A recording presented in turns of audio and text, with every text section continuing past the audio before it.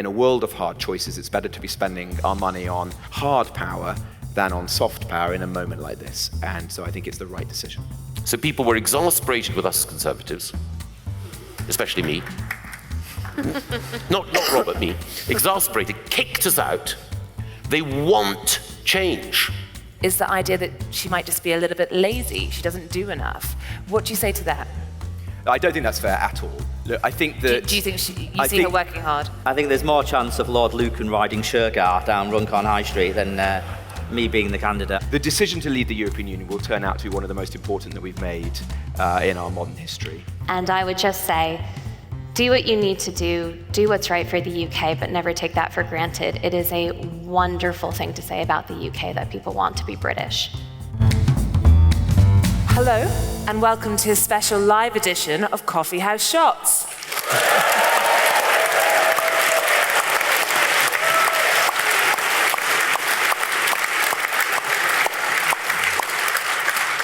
And it's a very special edition too, because this is going to be the last Coffee House Shots live with Kate Andrews for a while, because she's about, yes, so now you can sound very sad. Because though she is moving to America for the Spectator, to be the new Deputy Spec US editor, so your New York dream is soon to happen. It is. Please come visit. Okay, great. We'll do one in America and pay for everyone to get there. And so welcome to Kate, and then we also have Michael Gove, the Spectator's editor.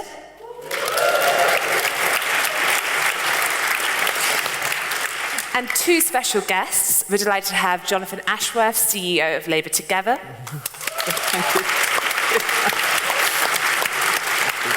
Yeah. And we're particularly thrilled because you actually have done one of these before and you still decided to come back. And then finally, Robert Jenrick, Shadow Justice Secretary.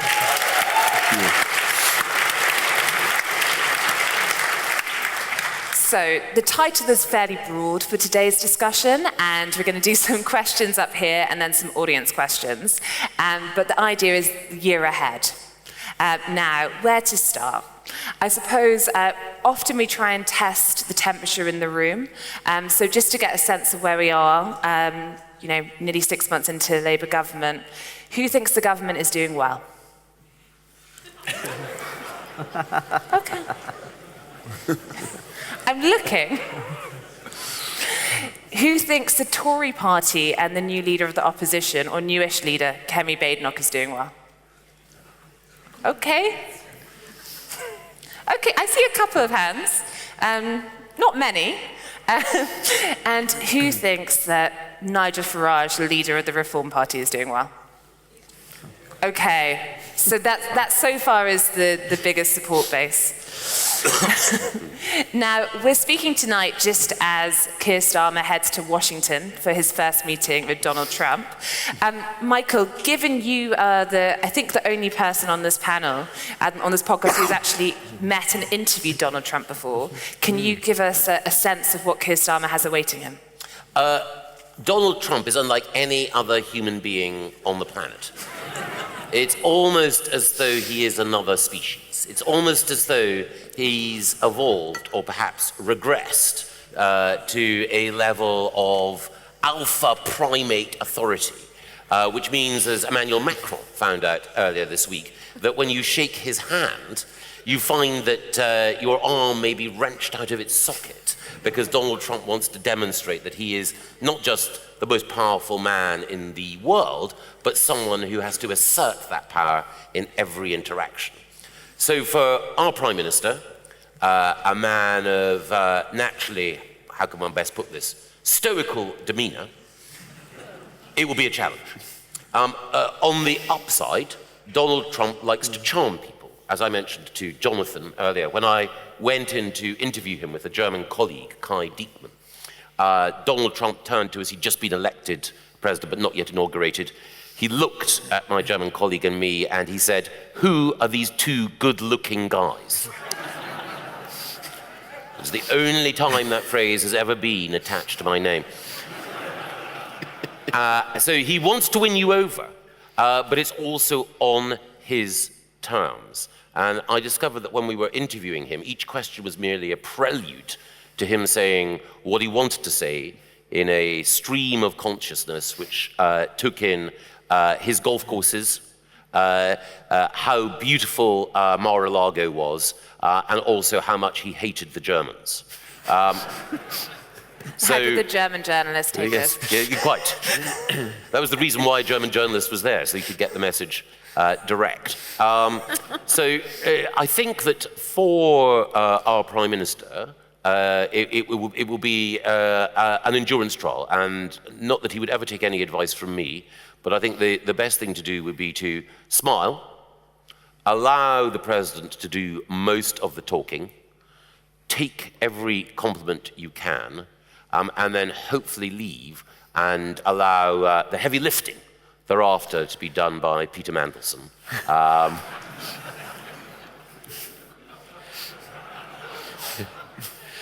Because Peter Mandelson has shown, he has demonstrated throughout his political career that he has the ability to assume whatever position is required on behalf of Her Majesty. Great set.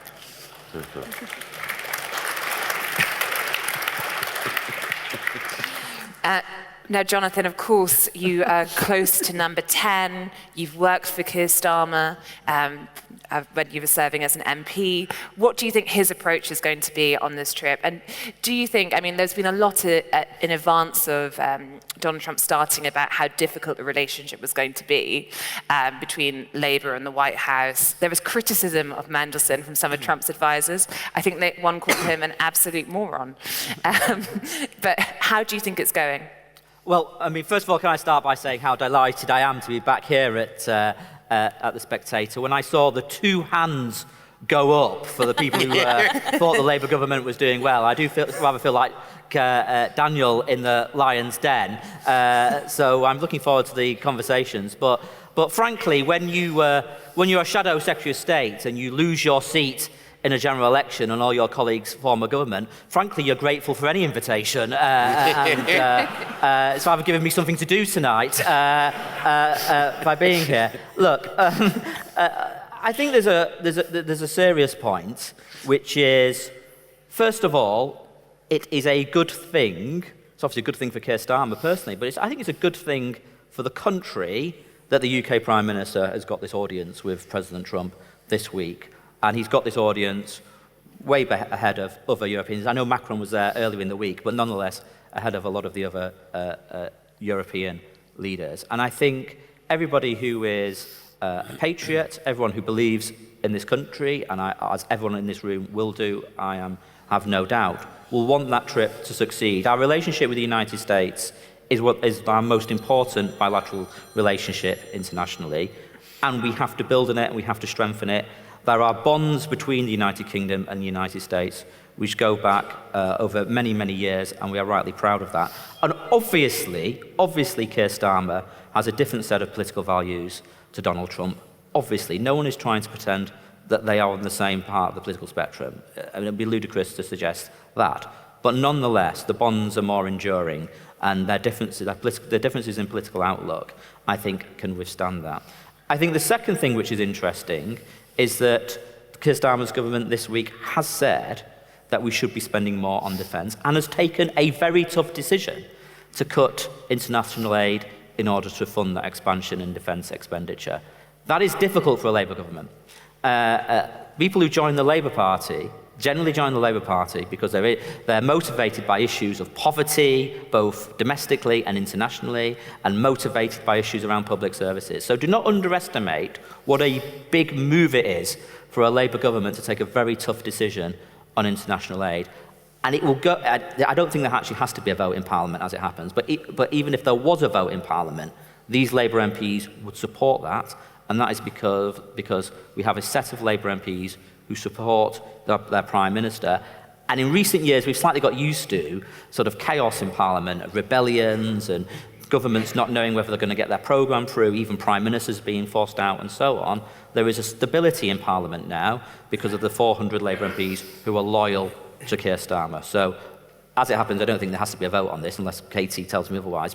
But nonetheless, that decision will have the support of the Parliamentary Labour Party. Look, we'll see what happens on Thursday or Friday when we get the inevitable press conference of these two personalities stood side by side. There'll be lots of interpretation of their body language. There'll be lots of, the press will be looking for a snub. I remember back in the day when I worked for Gordon Brown, many, many years ago when Gordon Brown was Prime Minister on one of these trips, I think President Obama gifted him a set of Hollywood movies, and I think it turned out I can't remember if they were video cassettes or if they were CDs, but whatever it was, it turned out that what was gifted to us would not work on the UK machines, right?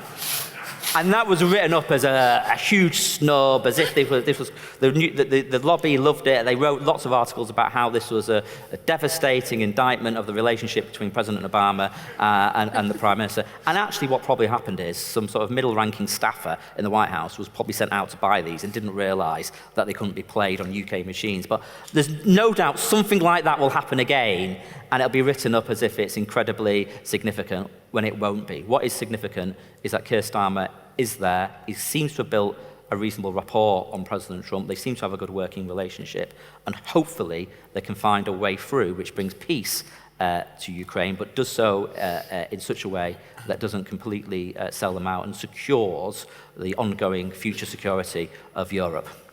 Now, I want to bring Robert in a second on defence.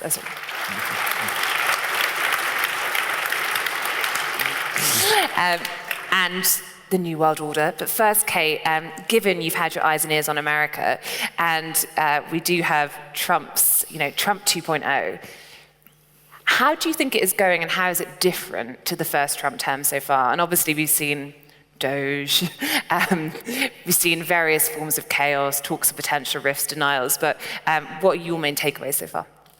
Well, I think the biggest difference is that he has a more specific sense of what he wants to do, and he knows how to do it.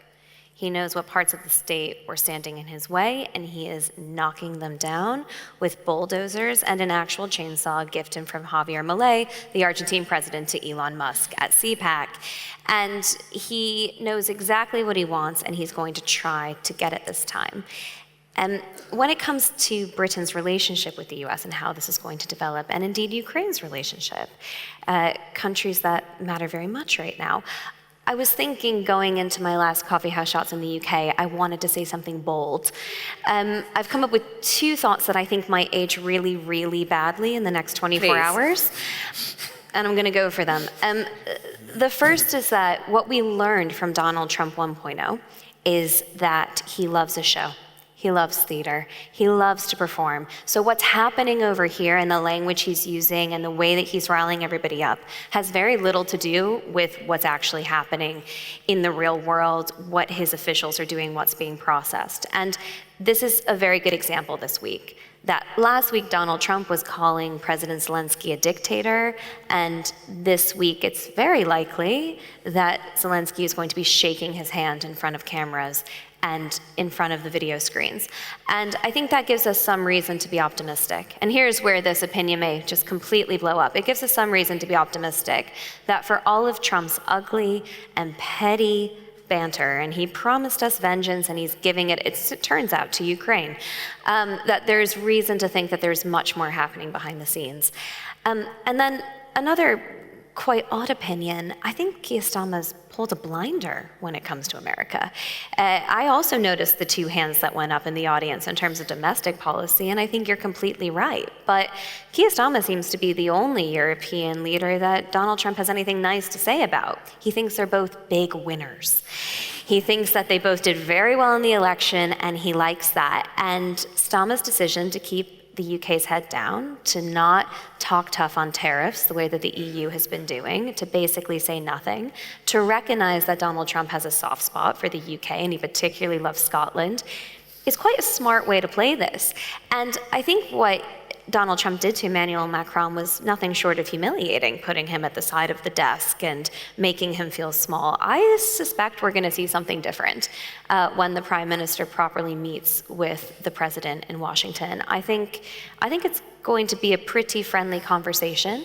Do I think Starmer is going to be able to convince Donald Trump to change his rhetoric on Ukraine? No, but I don't think anybody convinces Donald Trump, except for apparently Fox and Friends, what he should say about any particular topic. But I do think the Prime Minister has played this fairly well so far, and it might be possible going into the weekend that the write-ups are pretty good because they've got on. They've been friendly. And I think Keir Starmer made a great decision to speak to Donald Trump before the election, to have that dinner, to get on a good page. I think this is one of the few areas where you can give the Prime Minister some credit.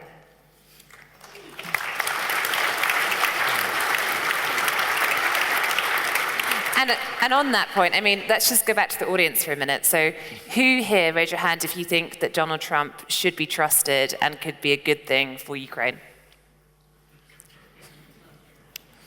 Okay, not loads. And who thinks Donald Trump shouldn't be trusted on Ukraine? Okay, a bit more.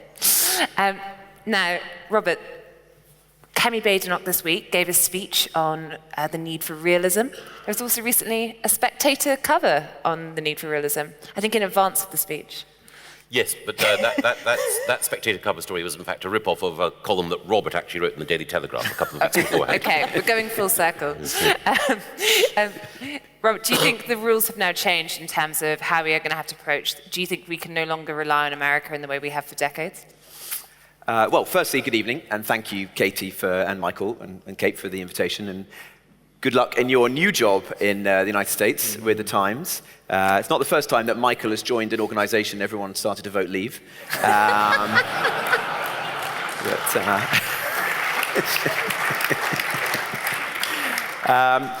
Look, I slightly take issue with this idea that the world has fundamentally changed.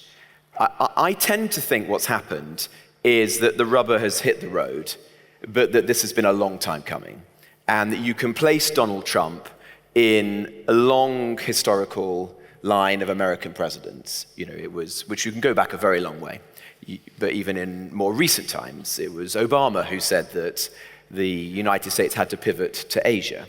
There's a cross-party consensus in Washington that the challenge of our generation is the rise of China. What's really happened is that Donald Trump has kind of called time, and the threats that have been made by successive presidents have now reached the point where Europe just has to step up and do what it hasn't done for the whole of our lifetimes. And in that sense, and I'll come to Donald Trump's language in a moment, but in that sense, I think it's a very legitimate point of view. You know, Europe is militarily weak.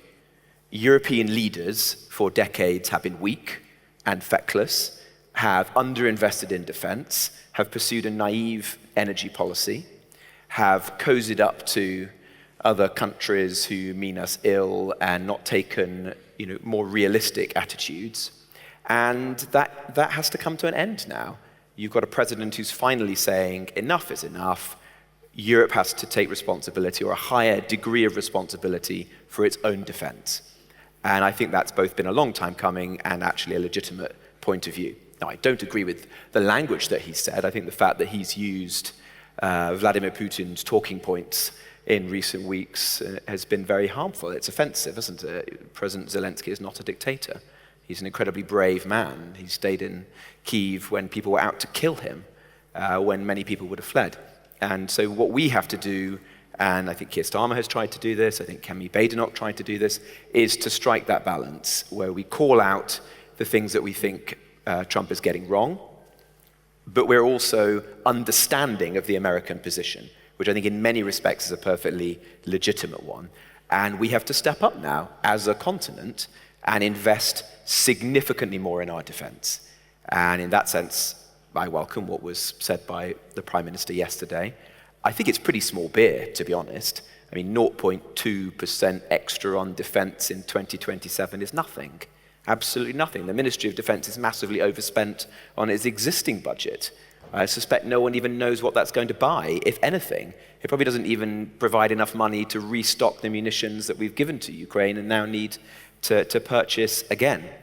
I think we're going to have to go very significantly further than that, and we're going to have to think of credible ways in which to fund that. As Kemi said, welfare reform is an obvious avenue. I'm pleased that Keir Starmer has said that he's going to use some of the international aid budget to fund this. There were lots of Labour politicians, incidentally, in the summer when I said that, who described me as populist, who said this was an outrageous position.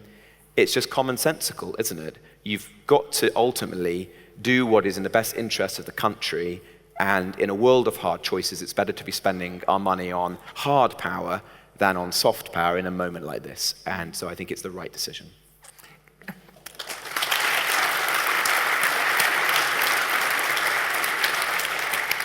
Okay, on that funding question, if we go with the idea that it's going to have to go much more above 2.5, obviously Keir Starmer setting out a way it could go up potentially to 3% in the future.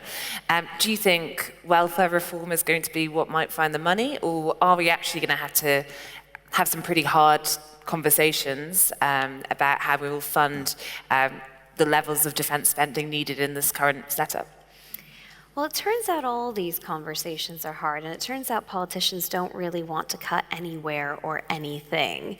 We can talk, and the Spectator has, my colleague Michael Simmons a couple weeks ago did a cover about the Spectator's Doge. He's actually created a database you can use for free on the Spectator's website to find all the government waste. But And then the name of that project, Kate?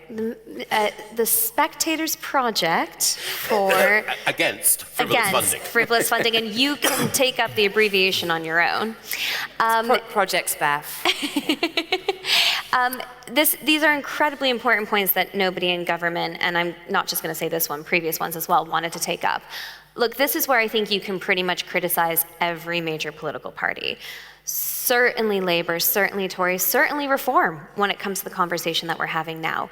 It is egregious that the UK is not in a position where if it needs to find 15, 20, 25 billion pounds for an emergency, a shift in global power, an emphasis on Europe stepping up to defend itself. The core aspect of any state, if you believe in nations, if you believe in borders, if you believe in the nation state, you believe in a strong defense. The fact that the UK has no idea where, how it can find that money in a serious and long-term way is an absolute disgrace.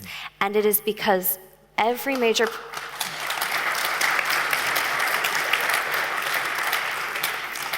no major political party wants to talk about what's really tough. We can talk about finding welfare savings. There are savings to be found, but you have to talk about the health service. You have to talk about the state pension. You have to talk about things that no politician dare say out loud if you really want to talk about the core functions of the state. And I think that this is a challenge to Labour, to the Tories, to every major party, and it perhaps is the biggest challenge to reform. They're not on the stage, so slightly unfair. They can't represent themselves, but for all the traction they're getting, their economic side of their manifesto, it's fantasy at the moment. You can't just keep spending and then go, oh, actually, there's an emergency, where are we going to find the money? There is no money at the moment. So you either have to make the case to increase taxes, you have to make the case to cut other spending, or you have to grow the economy. Isn't that our favorite phrase these days from politicians, to grow the economy? Seeing as they haven't been able to do that in any meaningful way, let's actually talk seriously about budgets and where the money should go.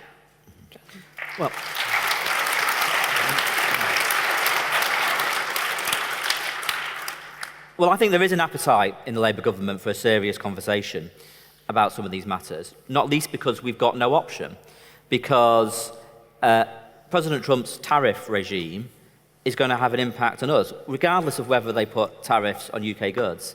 I mean, essentially, what he is doing is that he is going to drive inflation in his economy, in my view, because he's going to do deficit expansion. Tariffs is going to mean higher prices for his own consumers.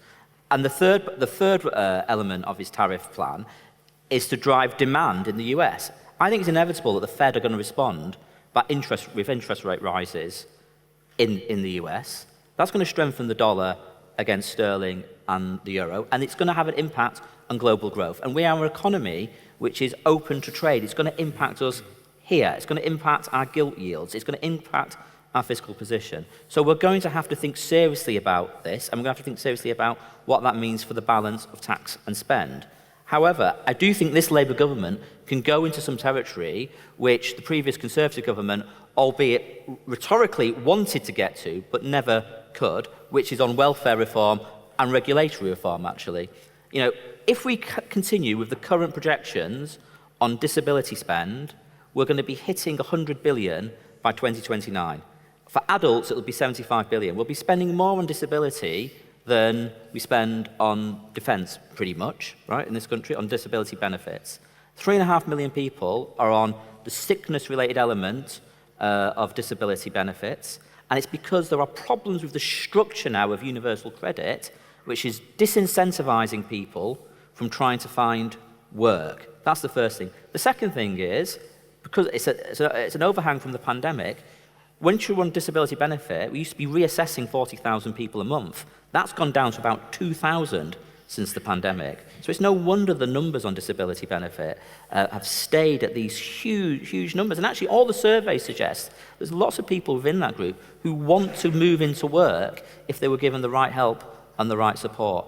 I actually think that this Labour government is prepared to make, which will be some tough decisions on welfare reform, in the way in which the previous Conservative government did say it wanted to do rhetorically, but never actually got there. And on regulation, there's a very interesting and sort of government waste and quangos and all of that now. It's very interesting that if you talk to people in government, how interested they are becoming in this agenda, because they have found, once they've moved into government, that there is capital we want to put to work in this country in infrastructure projects, but we cannot spend it, we cannot get cranes in the sky and spades in the ground because of these vast waves of costly, time-consuming bureaucracy, that so much can go to court, so much can be JR'd all the time in court. This government is up for cutting away at some of this bureaucracy, which is holding back our ability to put capital to productive work in this country. So look, that's unusual, perhaps, from what people expect from a Labour government, but I think they're up for it. And as I said in my first answer, they've also got 400 Labour MPs who are prepared to push it through Parliament as well. Now, Jonathan just talked. Jonathan just talked there, Michael, about some of the things this Labour government says it's going to do. It's going to stop various malign forces. Do you think there's been a shift in tone coming from Number 10 and this Labour government in recent months? Yes, I do. I mean, well, the first thing is, I wish Jonathan's colleagues well in that endeavour. I mean, because it will be tough. There was a former Spectator editor who went on to become Chancellor of the Exchequer, Nigel Lawson. So there's hope for me yet, who was once asked, how do you cope with the relentless pressure from Tory MPs for tax cuts? He said, if only. The relentless pressure that I get from Tory MPs is for public spending increases. I found that, and I know that Robert will have done, we were both at different times Secretary of State and broadly the same department, and again, without naming names, most of the time we would have colleagues coming to us explaining, A, why there shouldn't be new houses in their constituency, and then B, why we should give them 10, 15 or 20 million pounds for a wonderful, beautiful, beautiful project in their constituency. And of course we did our very best to do the latter, but not the former. Anyway, the reason I mention that is that when you do make a big public expenditure cut, then you face a backlash.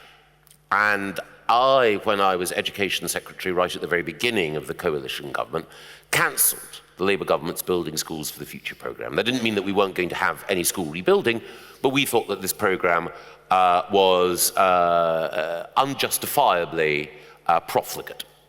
Anyway, that meant that we had to pause school rebuilding in a variety of areas. One of them was a Conservative area, and the local Conservative MP, rather than saying, well done, Gove, at last public expenditure is under control. We've seen the way that Greece has gone, and you're doing the right thing by cutting here. 3 cheers, said, Michael, I'm afraid that my constituents are aghast at this. I'm going to be leading a march on Downing Street to demand your resignation. So, I do wish them well. But one thing that I have noticed, in fact, 2 things that I have noticed, is that this Prime Minister, whatever else one might think of him, learns on the job. And I think it is the case that he has appreciated, as Jonathan indicates, that if he's going to achieve the things he wants to in terms of growth, then some of the agencies, organizations, quangos, and bureaucracy that stand in the way of infrastructure being delivered will have to be tackled. So I think he was genuinely both aghast and angry that £110 million had to be spent on a bat tunnel to allow HS2 to proceed. I think he'll come up against some challenges, because it is the case that the reason why we have these rules and regulations is because in the UK we have more people who are members of wildlife and conservancy organisations per capita than any other country in the world. And it's also the case that there are people in Keir Starmer's government, friends of his, who are very attached to the whole structure of judicial review and the courts restraining the executive. So it will be tough, but I think that he does recognise, and this is the second thing, unless the government is seen to deliver change, then that's it. So people were exasperated with us as Conservatives, especially me. not Robert, me. Exasperated, kicked us out. They want change. And if Labour merely occupy office and don't do anything terribly wrong, that won't be enough. And a phrase has been adopted by some people around Keir Starmer called insurgent government. And what that means, I think, is a desire to show to people that having voted for change, it will be delivered, and it will be delivered in areas that matter. So that's both infrastructure, the economy, but also crime and migration as well. And again, many of the people who were Jonathan's colleagues before might be uncomfortable with that, but I suspect the realization is dawning on those who may have been uncomfortable initially that their voters, or a significant chunk of their voters, if they don't see that change, won't be returning them to Westminster at the next general election. And the final thing I would say is that the person, I think, more than anyone who's been responsible for that is the Prime Minister's relatively new Chief of Staff, Morgan McSweeney.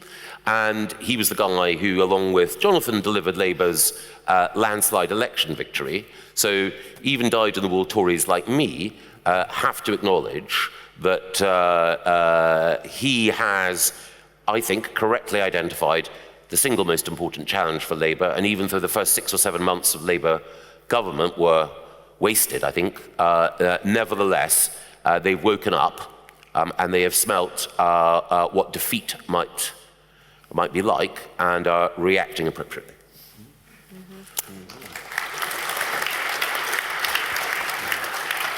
Robert. Well, I don't really know what Keir Starmer stands for and who is running this country right now. It feels to me if the most powerful person in Britain today probably is Morgan McSweeney. I don't think that Keir Starmer believes in cutting the international aid budget to spend it on defence. I think the last sort of remnant of Keir Starmer is the Chagos deal, which speaks more to his agenda than anything that we're seeing latterly. But I agree with Michael that it sounds like Morgan McSweeney is starting to lead the way. But I think the government doesn't have any kind of plan. I mean, I can't think of a government in my lifetime that has come into office with so little agenda. You know, Michael, when you became Education Secretary in 2010, you say, you might have made a blunder or were criticised for stopping that Building Schools for the Future programme. But you walked in through the door with a bill, didn't you, for free schools? Yeah. With an agenda. You'd spent years thinking about it. I cannot think of a single government department where that's the case. I mean, I was in the Home Office, and you have probably the most equipped person to be Home Secretary in Yvette Cooper. She was Shadow Home Secretary. She chaired the Home Affairs Select Committee. Then she returned as Shadow Home Secretary. She spent 10, 15 years auditioning for this job. I can't really name anything that she's done in the first 6 or 9 months in office. And I agree with you, Michael, that I think the public are yearning for change.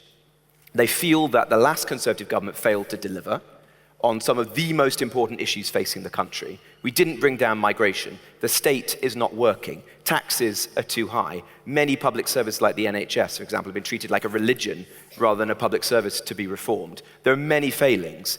And then that Conservative government, which was removed, has been replaced by one which seems even more inept than what came before. And that is what is pushing people to reform. That is what's breeding this deep sense of disenchantment in the country. And I see no route out for that.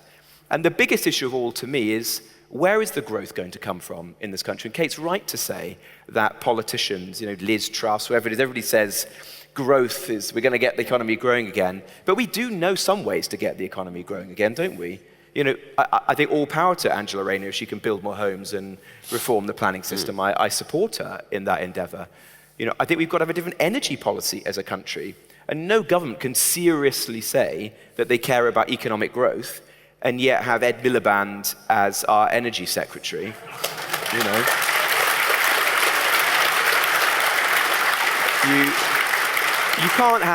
You can't have a prime minister stand up in the House of Commons yesterday, sort of cosplaying Winston Churchill, saying that the country is on a war footing, and then the next morning we wake up to the Committee on Climate Change saying they're going to ban lawnmowers and, destroy what remains of our industrial base. Let's get serious. Have a proper energy policy, build homes, try and get the economy moving again. I hope that Labour manage to do those things, because I don't want to see the country stagnate for another 4 or 5 years. And I think that will be immensely harmful, frankly, to both major political parties. People are yearning for change. But if Labour aren't capable of doing it, then it obviously falls to my party and the new leadership that we're under to come up with a proper plan. Now, I'm going to come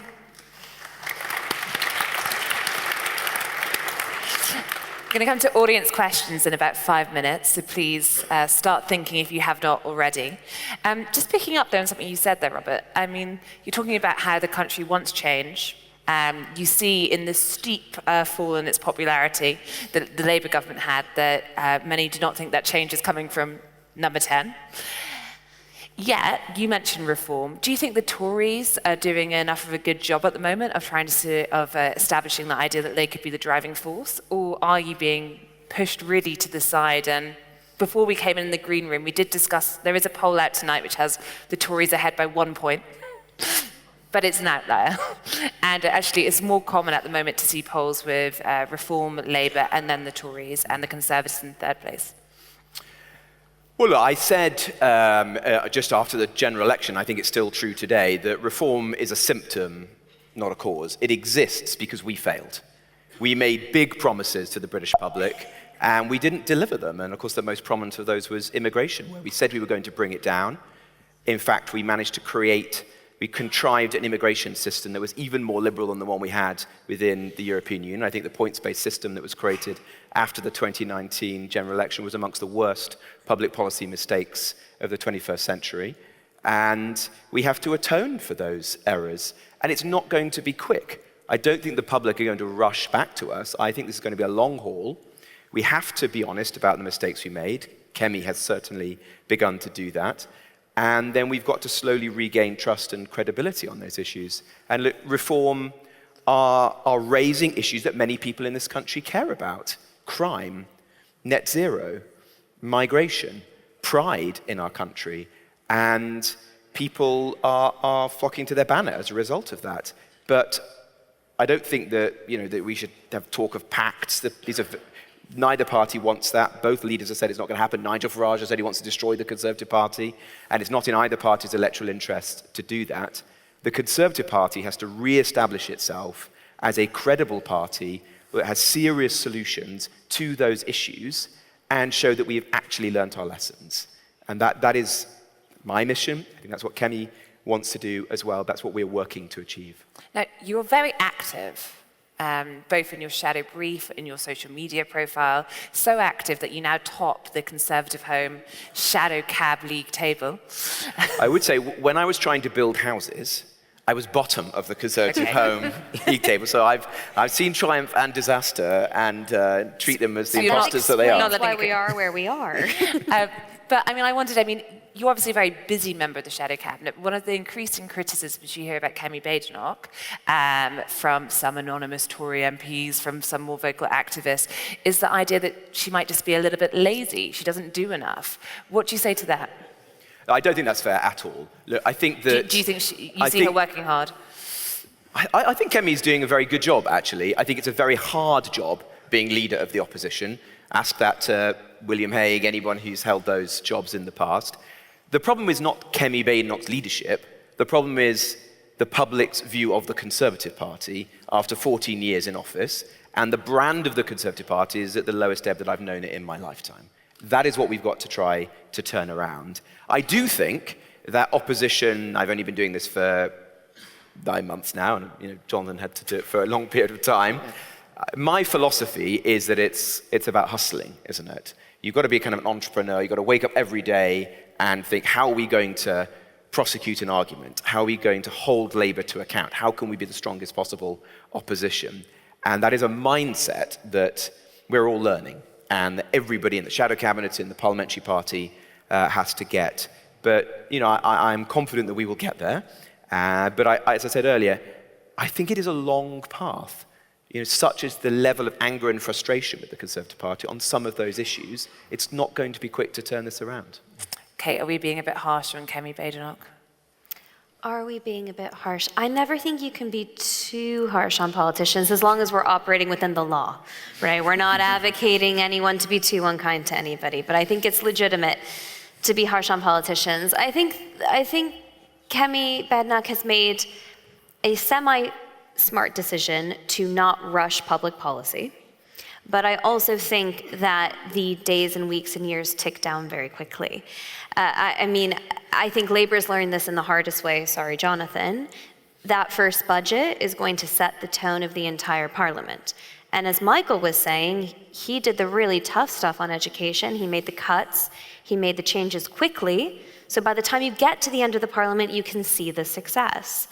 Labour decided to present its first budget as we're going to give an inflation-busting pay raise to public sector unions and we're going to hike tax.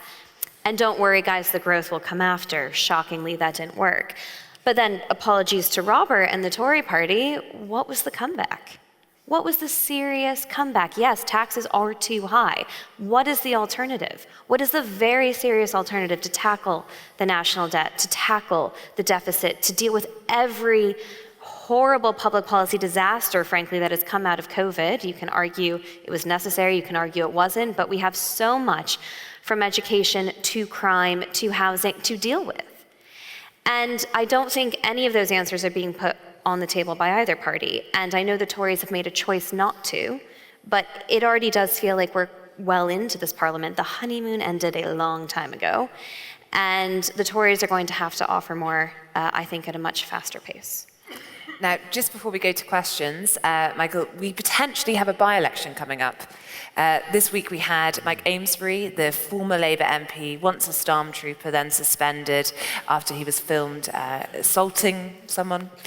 And he has received 10 weeks. He's yet to resign, even though Reform have sent a van up to the constituency, urging everyone to resign, and if not, to sign a petition.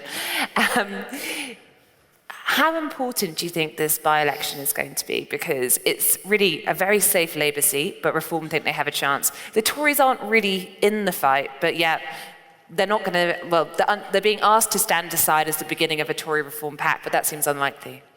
Yeah, I think that Labour will probably hold this seat, not because the government is vastly popular, but just because of some very specific factors. So, of course, people don't like being asked to vote in by-elections because their MP or ex-MP has done something foolish or stupid.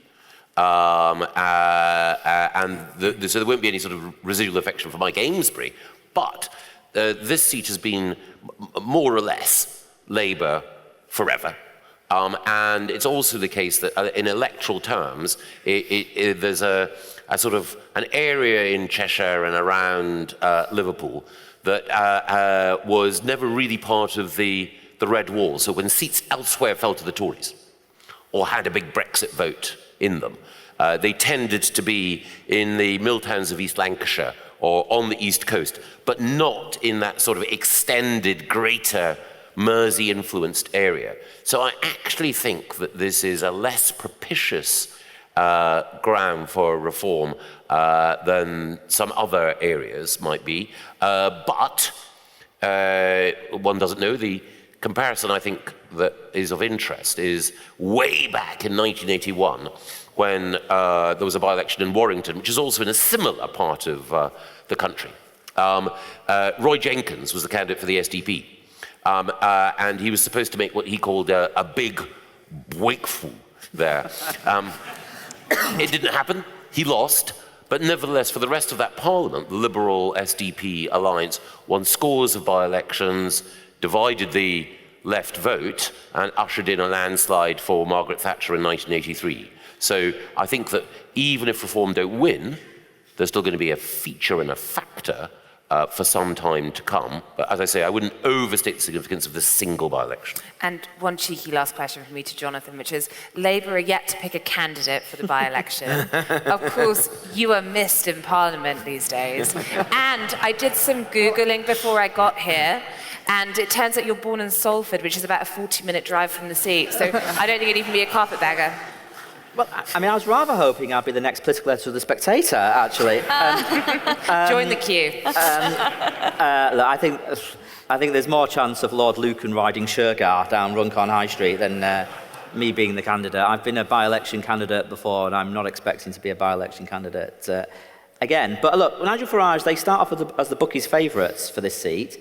If there is a by-election, I presume there will be one. I understand the MP hasn't... I mean, the MP should resign, by the way, but I think he's appealing his conviction, I presume. But I mean, there will be a by-election sooner or later, I guess. But the Reform do start as the bookies' favourites, and they are going to throw everything at it. So it is going to be an interesting test of whether their big talk actually, when it hits the road, whether they can actually deliver. Previous by-elections, admittedly when it was a Tory government, towards the end of the Tory government, and they talked big. They didn't get anywhere, but it's going to be very, very interesting. That's certainly true. Okay, let's get some questions. We're going to do two at a time. Question for anyone, or perhaps one of our current or former Conservative MPs. I don't want to hit any soft spots, but at the Conservative leadership election, James cleverly talked about perhaps the Conservative Party becoming a bit more normal, he said. And I was wondering, in the run-up, especially to distinguish the Tory party from Reform and not get swallowed up, do you see any merit in normalising the Tory party? And if so, or if not, how would you like to see the Tory party pivot ideologically before the next election? Okay, so your question on being normal. And then let's take one more question, please.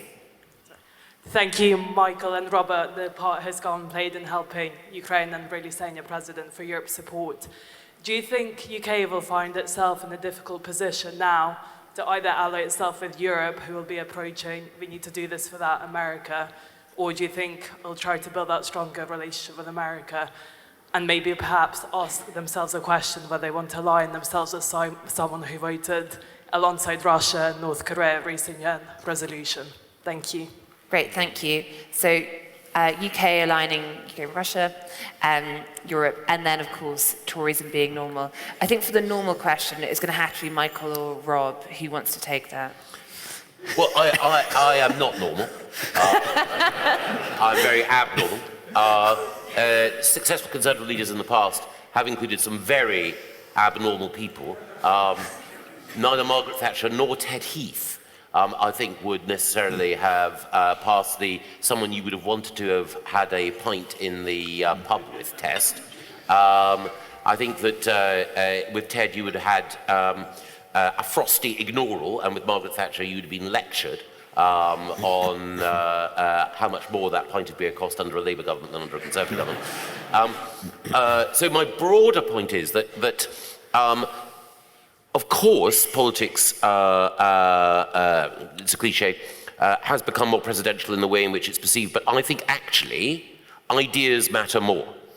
And it may be an old-fashioned view and it may be an idealistic view, but I think that people choose their Prime Minister not necessarily on the basis of the warmth and approachability of their personality, but the clarity of their thinking and the quality of the prescription that they offer for the country. So, in that sense, you choose a spouse, you choose your friends on the basis of likability and normality, but you also, when you're choosing a political leader, you're choosing someone to do, a Prime Minister in particular, a specific job.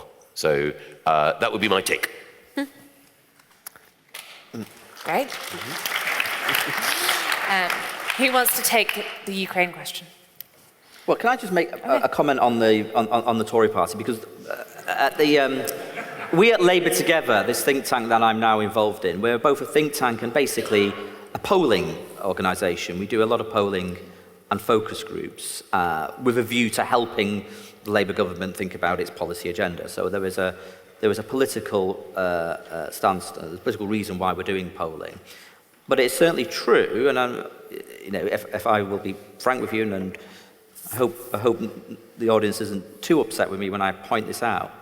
Our polling, our focus groups, I think it'd be fair to say that Kemi Badenoch, she is sinking without trace in our focus groups. She really is. And I think it comes to this point that Robert made about hunger. I mean, I spent 13, 14 years as in opposition, and a good 6 or 7 years, maybe 7 or 8 years, I can't quite remember, but a long time in the opposition front bench. You do have to wake up every morning working out how you are going to take the fight to the government. And I think in fairness to Robert, you are taking the fight to my government day in, day out, actually. And when you're in opposition, all you have is the power of your words and the extent to which you can use your words, your speeches, your media interviews, your social media to capture attention and find an argument that strikes a chord with the voters that you are trying to persuade. And it is hard. Sometimes people think opposition is just throwing stones at the government and hoping eventually one of the stones will smash a window. Well, now and again, you will smash a window. But that's not really what the voters are looking for. They're looking to see whether you can make and run with a bigger argument. And it is difficult. It's frustrating. There'll be knockbacks because you're not the most interesting politician in the land. Government ministers, by the charisma of their incumbency, because they're government ministers, and the fact that they can pull levers and do things as government ministers, are much more interesting. And I think the problem that Kemi Badenoch is finding is that it doesn't feel like she wakes up every morning with that hunger. So my sort of advice, and I ought not to be giving advice to my Tory opponents or the people, because I want my Labour government to succeed, but my advice to the Tory party and the Tory front bench is all find the same hunger that Robert is displaying day after day.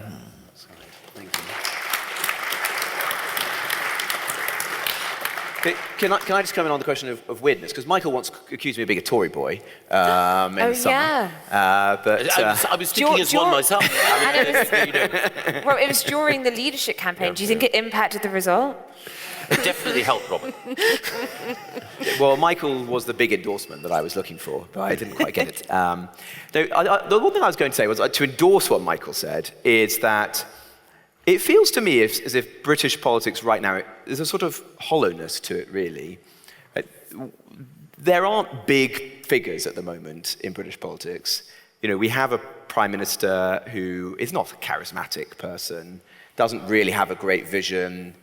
As I said earlier, I think the policies that he's bringing forward seem now to be more being handed to him by Morgan McSweeney than things that he believes in his heart. And there aren't really big solutions to the problems facing the country. It feels to me as if we're in a sort of interregnum. One period has ended, a series of big challenges face the country, and we're waiting for people to step up, bring forward serious solutions, whether it is on migration, the economy, net zero, the public services, the size of the state, defense, you name it. And so in that sense, I'm not sure, though obviously people want to have likable personalities leading the country, I feel the state of the country is so serious now that actually what people really are crying out for are people who appear to get that and have serious answers to those challenges. And if we were, as a Conservative Party, to be lucky enough to get back into government again, say after the next general election, and didn't deliver, I just think the public would be so aghast, it would be immensely corrosive to public trust. And so we have to have really, really well thought through, serious and credible solutions, because that, I think, is what the public are crying out for right now.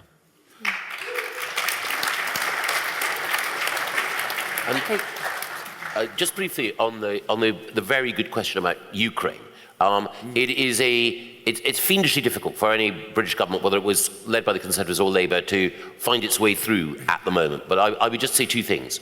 As acknowledged by both Robert and by Jonathan, the UK will has had to rearm, and one part of that is both reassuring the United States that we're going to take increased responsibility for defence of our neighbours in our own backyard, and also part of that is going to have to be learning from the change on the battlefield that we've seen in the Ukraine war that has upended a number of assumptions about how future conflicts will be fought. My hunch is that whether you consider the deal that Donald Trump is offering the Ukrainian people to be shabby and transactional, and I do, but whatever you think of it, it will probably result in the conflict freezing, and that, I think, is an opportunity for us to learn from Ukraine, but also to play our part in ensuring that the men, the material, and the support is there in order to make a further incursion by Putin unthinkable, because the cost would be too high. Absolutely. Kate, do you want to? Sorry. Well, And then I'll get one more round of questions. I suppose I would just say the extent to which the Prime Minister is torn between Europe and America really does indeed depend on how long the war goes on for.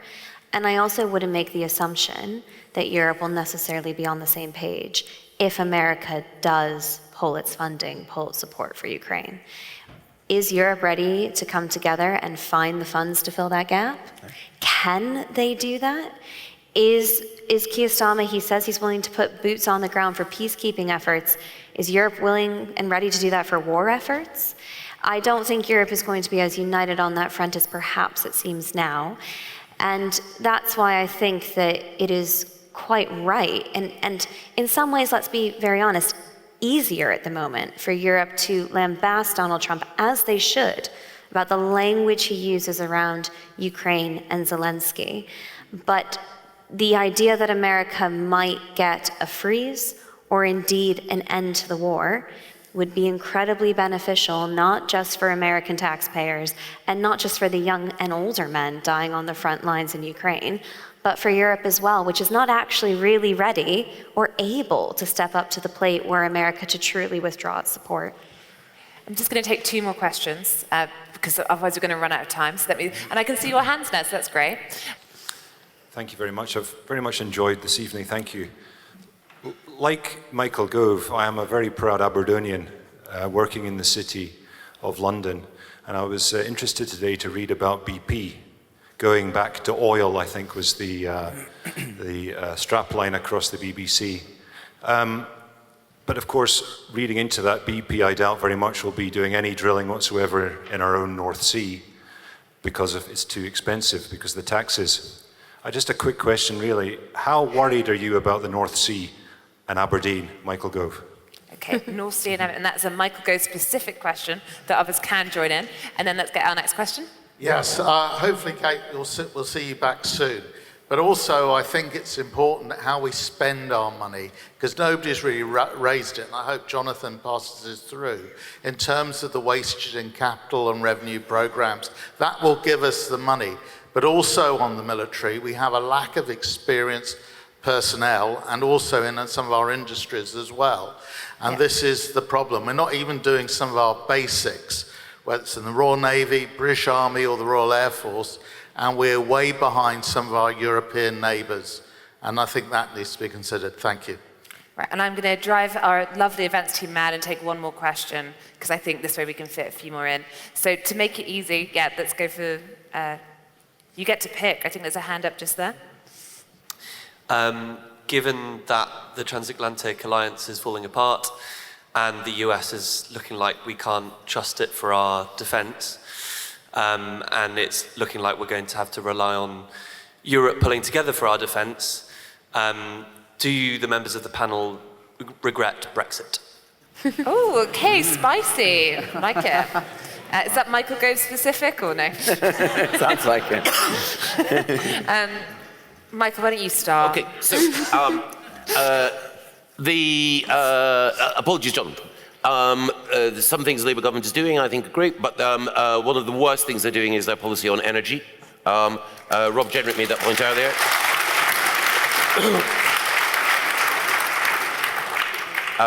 I'd like to consider myself as green. I do think that we do need to move away over time from hydrocarbons, but we're doing it far too fast. It means that the hydrocarbons that our economy needs will continue to be supplied, but be supplied in a way which means that we put more power in the hands of Putin and the Saudis. It means that our carbon emissions, or global carbon emissions, are greater than they would otherwise be. And it also means that we continue to have higher energy costs. Our energy costs are 4 times those of America, and that will contribute to deindustrialization overall. So it's not just a tragedy for Aberdeen, it undermines global security, it doesn't contribute to the war against climate change, and it also means that the economic base that our country must rely on, the industrial base our country must rely on in order to power growth in the future, is being eroded faster than at any time in our history. So it's a tragedy. Ed Miliband is a gifted and talented person, but he's using all his gifts and all his talents to drive this country into the ground.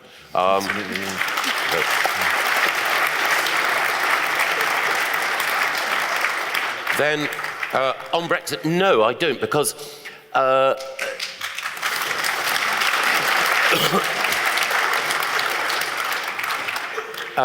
one of the problems with the EU's hitherto established position on defence and security is that every spare pound that you give to Europe for its common security and foreign policy architecture, it goes on conferences, communiques, junkets, and more 4- and 5-star generals based in attractive chateaux outside Brussels. It doesn't actually go on kit and increasing firepower.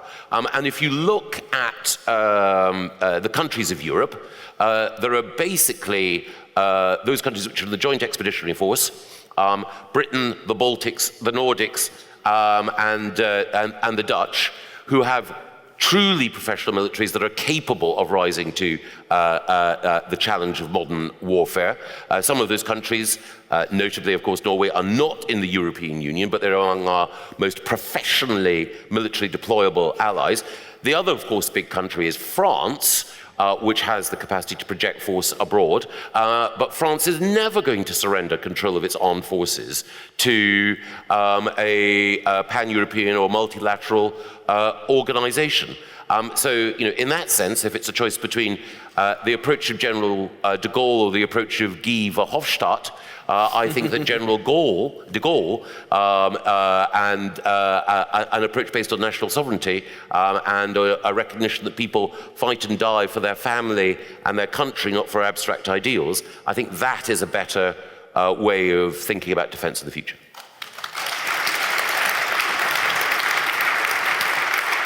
Okay. We've got 5 minutes, so we're going to go Robert, Jonathan, I'm going to give Kate the last word, and you didn't get to ask a question. Just grab people so they can't leave as they exit the stage and have a one-on-one exclusive. Okay, Robert. Well, firstly, I don't think we should write off the transatlantic relationship. Let's wait and see what actually happens. I think Donald Trump is a much more complicated person than some parts of the media would like to think. In his first administration, he left more troops in Europe than there were when he arrived. He actually funded Ukraine.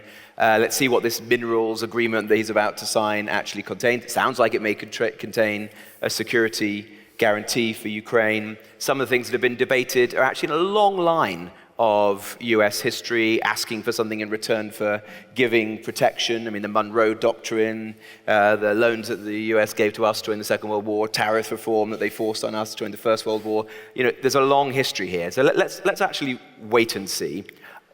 I actually think that in terms of Brexit, on an issue I've obviously given a lot of thought to in recent years, migration, the decision to leave the European Union will turn out to be one of the most important that we've made in our modern history. Because I think in mass migration, as we're now discovering, will be the defining generational challenge in pretty much every Western country. And the ability to secure your borders as much as any country can, I think is a huge prize. We haven't used that correctly. We have misused it, pulled the levers in entirely the wrong directions. But I think the fact that we have control of those levers is something that future generations will thank us for. And I think Michael did a great job in that respect and will be thanked in the future when the UK is able to control its borders like no other country in Europe and few other countries in the world.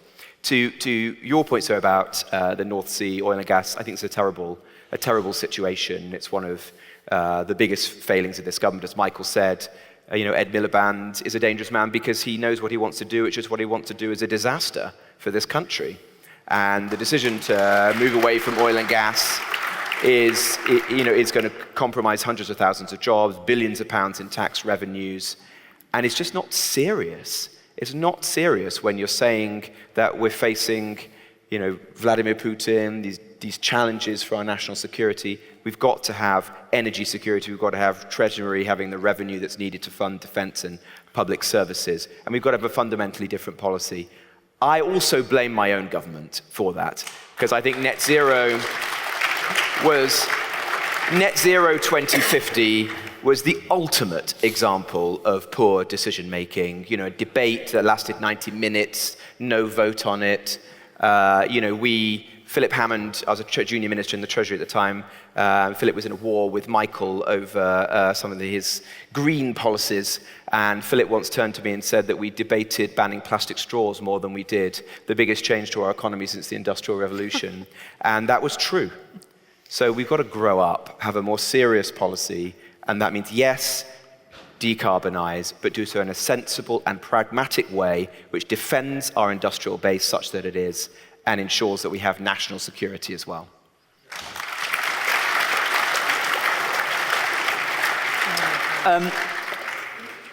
So I voted for Remain in that referendum, and I don't regret the way I cast my ballot in that referendum. I just want to mention one thing. I'm not going to attempt to rebut Robert or Michael on the various points where they've given us their opinion of the state of my Labour government, because I don't think I'm not playing at home tonight, am I? So I don't think there's much point. So I just want to make a slightly different adjacent point. Robert touched upon this, and I just want to mention this very briefly in conclusion, because I think this issue is going to shoot up the political agenda over the next 12, 18 months. And it is this issue around critical minerals. Nobody's really given much attention to the critical minerals deal with Ukraine. We're obviously more focused on the future security of Europe for very, very understandable reasons. But I think increasingly access to critical minerals is going to become a hot political issue. Frankly, we are too reliant at the moment on China for absolutely vital critical minerals, which are integral not only to whether we become an AI superpower, but integral to whether we can spend that defence increase sensibly on the type of modern equipment that will keep us safe. At the moment, too much of the West is completely dependent on China and other countries that we don't want to be dependent on. So that means we've got to think about how we stockpile lithium and tin. We've got to think about the deals that we can do with other countries around the world. There are other countries on the globe who produce these critical minerals. We've just become too lazy and allowed China to dominate the world market on this. So I think it's going to be very interesting what deal is signed with Ukraine on this. But I suspect, and my hunch is, over the next 12 to 18 months, we're going to be talking about this a hell of a lot more in British politics as well. And we've got to get a strategy in place in this country about how we can access critical minerals in a sensible way, because it is actually vital to our own security as a nation. Very right. And Kate, with that, your last Coffee House Shots Live, last word. Oh, I'm getting emotional. On Brexit, I was a young immigrant American when Michael Gove was staging the referendum. I did not dare have an opinion when it was going on. It wouldn't have been appropriate. I didn't have a vote. So I listened. And I've been watching very closely as a journalist over the years. And I'll say this. It's difficult to name so far too many benefits of Brexit. But the benefits I can name are very impressive. The vaccine rollout. People say you could have gone your own way if you had been in the European Union, but Europe didn't. go its own way. The UK was able to be nimble and quick and save countless lives. And the other major example is Ukraine. The UK was able to come out with its own voice, stronger and faster than any other country in the world, to defend Zelensky and the Ukrainian people who were standing up to an aggressor.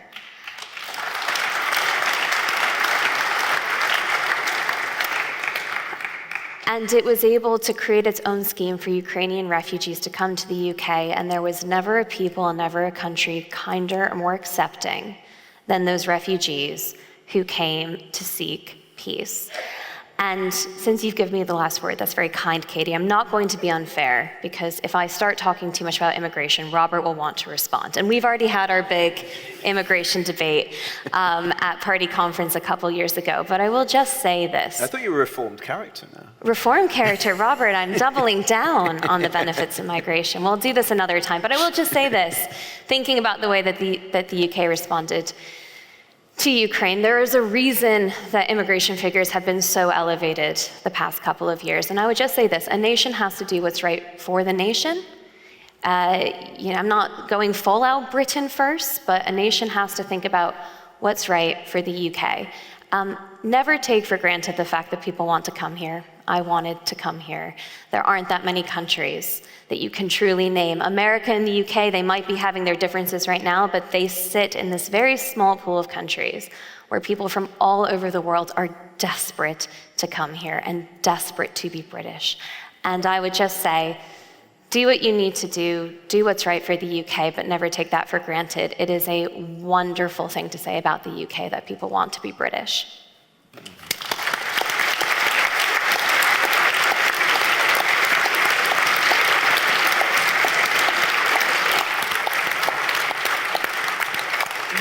What a note to end on. I almost don't want to speak now. But with that, can we just say thank you to our fantastic panel, and thank you to all of you for coming out tonight.